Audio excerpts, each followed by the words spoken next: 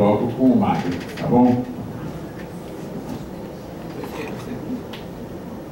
Você é o 8º.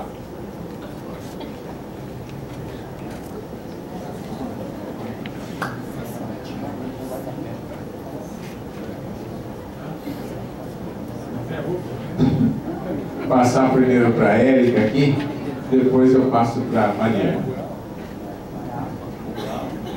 Bom, com relação à fala do Noel,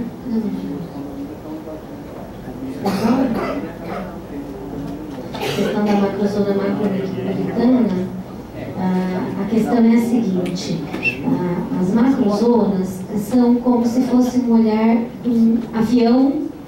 Em termos de planejamento, são diretrizes macro, né?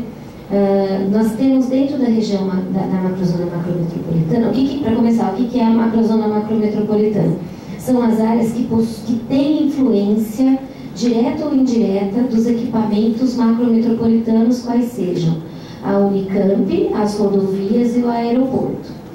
A cidade universitária 1 e 2 é inegável que tem a influência da Unicamp, mas ela está dentro da área de influência indireta. Nessas áreas de influência indireta, o que estamos prevendo é garantir, criar mecanismos, criar diretrizes para garantir o atual uso dessa região, né?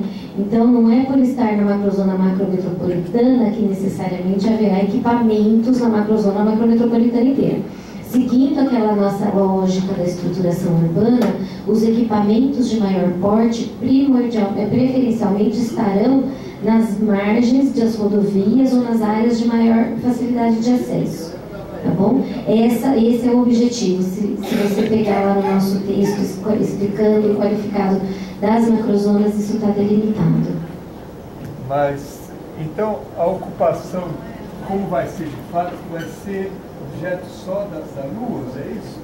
O que nós estamos propondo para a cidade como um todo é a mescla de usos, né? Que já existe, na verdade, na cidade toda, e é por isso que existem as leis e mais leis de flexibilização de uso e ocupação do solo.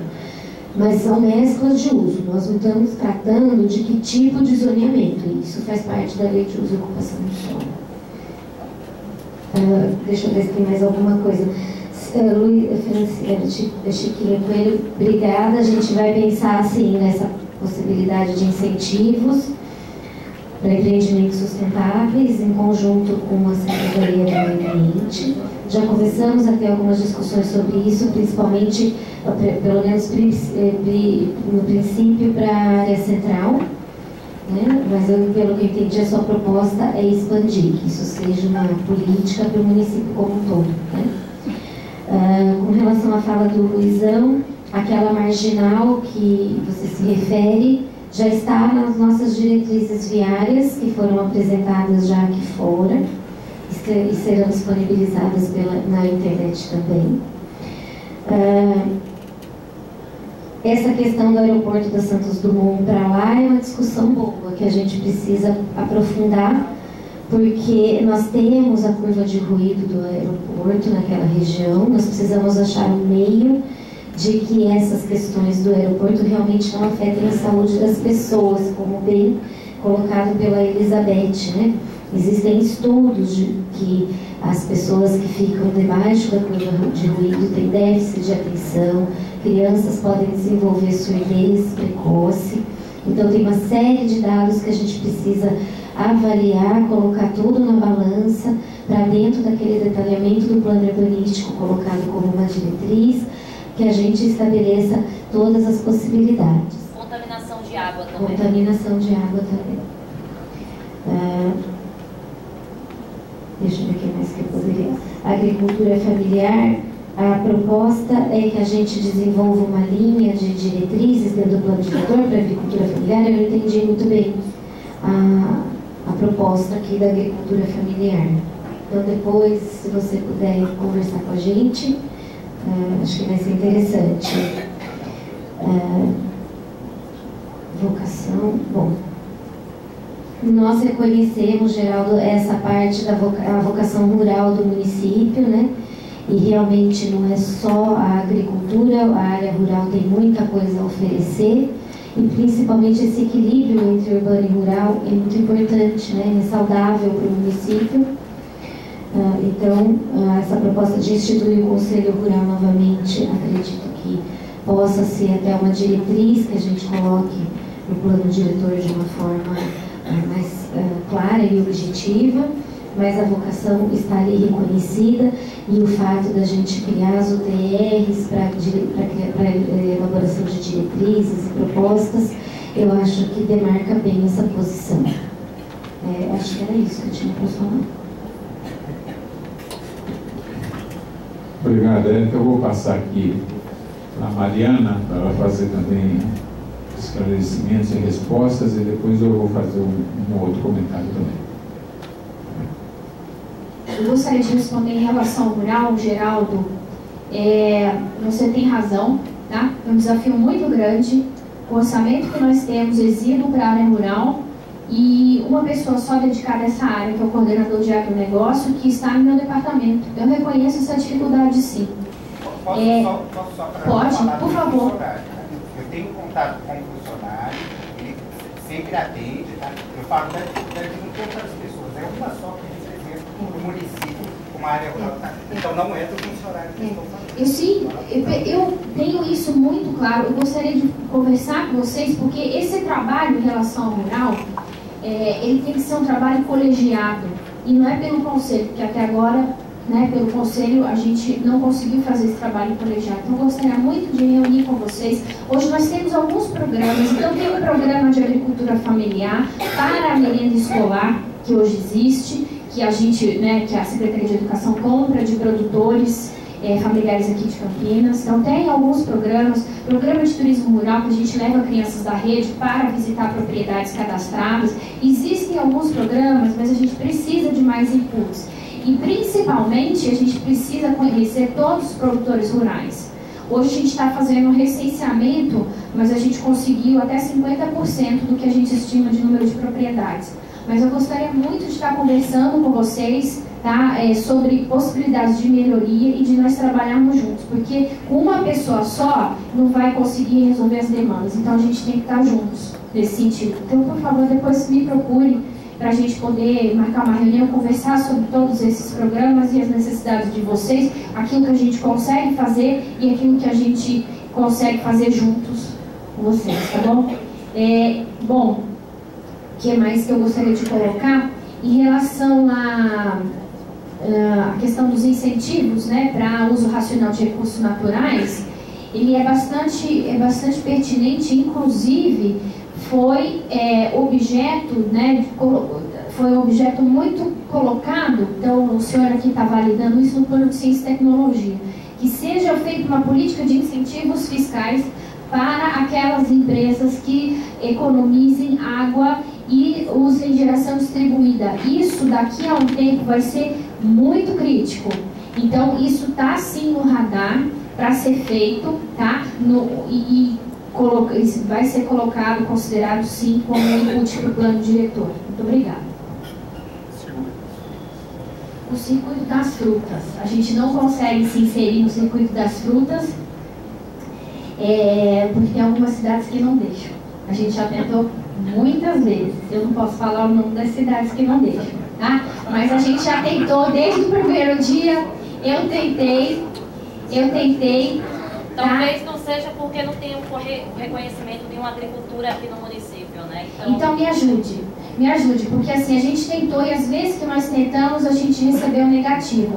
Então se vocês nos ajudarem, nós temos todo o prazer. A gente produz muita fruta, né? Vocês têm essa estatística, muito mais que as cidades que estão inseridas no circuito. Então, assim, nos ajudem, porque nós, às vezes que tentamos, recebemos negativa, eu não vou dizer de quem, tá bom?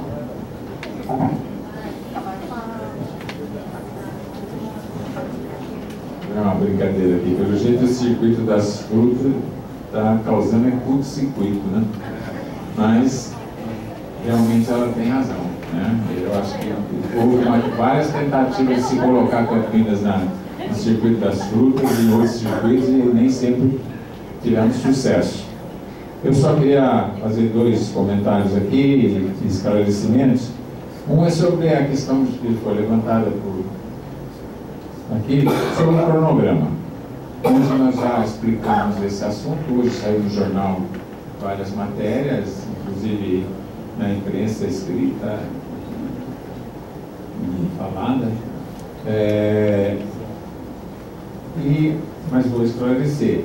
Nós tivemos uma reunião ontem, o secretário de Assuntos Jurídicos, Mário Orlando, o secretário de Urbanismo, o Carlos Santoro, e eu, o secretário pela Secretaria de Planejamento, com o Dr. Valcir Cobori, e fomos lá para conversar com ele a respeito dessa questão da prorrogação do prazo de apresentação do plano diretor na Câmara Municipal, a análise e deliberação da Câmara. E ele está de acordo com essa prorrogação. O prefeito propôs essa prorrogação ouvindo a solicitação das diversas entidades e, entre outras, conversamos muito a respeito do plano diretor e ficou acertado dele apresentar um documento básico até o próximo dia 10 ou então na outra segunda-feira, e nesse documento está lá a necessidade de fazer um cronograma, divulgação desse cronograma e a questão da participação popular, além de outras questões.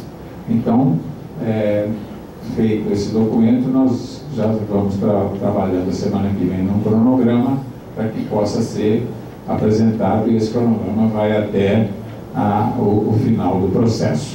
Então, essa questão está, vamos dizer assim, explicitada já. Eu vou comentar um pouco sobre a questão da expansão do aeroporto, né, porque eu acho que uma das questões centrais do desenvolvimento futuro da nossa cidade, e não é uma questão simples, é uma questão complexa, uma questão polêmica e, às vezes, pode apresentar aspectos bastante contraditórios, mas nós temos que resolver as contradições e procurar qual é o caminho que realmente nos beneficia mais e melhor. O aeroporto é uma realidade. Ele tem um projeto ele tem uma concessão até 2042, tem um projeto de desenvolvimento, de crescimento, que está expresso naqueles objetivos que são conhecidos, que nós já foram inclusive aqui hoje colocados. E para mim o maior desafio, eu já falei isso várias vezes, é como é que a nossa cidade, como é que Campinas, e óbvio, não só Campinas, mas a região, enfim, o próprio país, se é um hub internacional, ter influência em toda a América Latina, não é como é que, mas nós estamos mais próximos, né? Como é que nós vamos absorver de forma positiva, né? E que traga benefícios para a cidade de Campinas e para a sua região também. As outras cidades têm aí, está sendo feito, está começando a ser desenvolvido pela Agencamp, o plano urbano, desenvolvimento urbano integrado, que é o PDUI, pela Agencamp, com a participação de técnicos de todos os municípios, certo? E também vai ter um cronograma também, e também com participação da sociedade. Então, eu acho que o grande desafio do aeroporto é exatamente esse, né? É como é que a gente absorve um equipamento que tem essa projeção, esse peso, essa importância, de modo que a gente se beneficie o máximo possível disso, e não fique só com os ônus, como muitas vezes costuma acontecer. Então, esse acho que é o grande desafio, não só do plano diretor, mas de todos nós, como cidadão, como governo, né? Então, essa é a grande questão. E também já dizer que hoje os decretos de utilidade pública que estão já colocados, já colocam o aeroporto com 25 milhões de metros quadrados. Né? Já está estabelecido isso pelos decretos existentes. E existe todo um processo, e aí eu concordo com foi você, né, Elizabeth?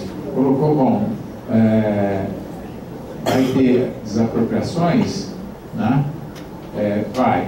Agora, que discute isso, como é que faz, e qual o destino, né, das pessoas, das famílias que serão, das áreas que serão desapropriadas, e um valor que realmente represente todo o histórico, né, que as famílias construíram nas suas áreas. Eu acho que esses são critérios que nós temos que realmente trabalhar, desenvolver. Inclusive a CEMIDEST, o secretário Samuel Rossílio é o secretário que é o interlocutor, né, direto com a questão do aeroporto, né? E nós,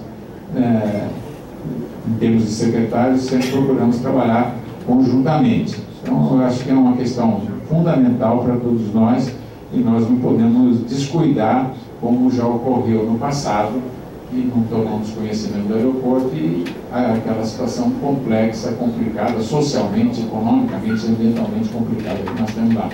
E com uma manifestação, inclusive, do secretário Rossílio, pelo menos o que eu entendi, é que a região do Friburgo, na sua maioria, seria preservada até pela própria vontade dos moradores, dos proprietários daquelas áreas lá, né? Foi uma manifestação, não foi agora, recente. Eu acho que vale a pena voltar de novo e escutar essa população. Exato. Não, aí eu ia completar com isso, né? As questões da área rural, né?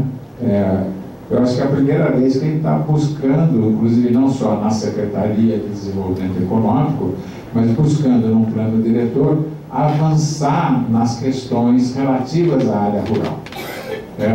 Que isso já é uma obrigação desde o Estatuto da Cidade, de 2001, mas pouco foi desenvolvido, por exemplo, no plano diretor de 2006. Então, dessa vez, nós temos que levar mais profundamente, não só o conhecimento dessa área rural, como também estabelecer dispositivos que ordenem a ocupação dessa área rural, que abra perspectivas de atividades das mais variadas do ponto de vista rural, mas também atividades, às vezes, de caráter urbano, que podem ajudar com cuidados ambientais que possam desenvolver essa área rural e preservá-la. Então, é isso um pouco os objetivos que nós temos. Vamos partir para o outro bloco, então. Eu já chamo o Mário e depois a Giovana.